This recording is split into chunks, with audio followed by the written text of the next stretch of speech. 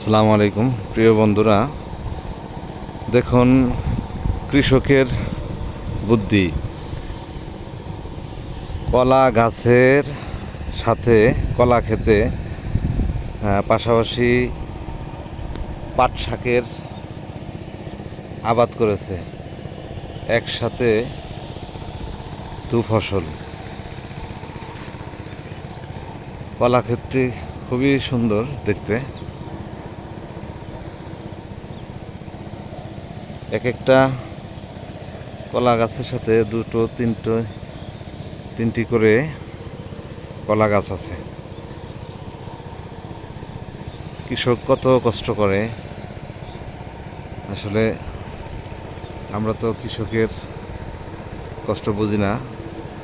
মাঝে মধ্যে দাম নেমে যায় কৃষকের।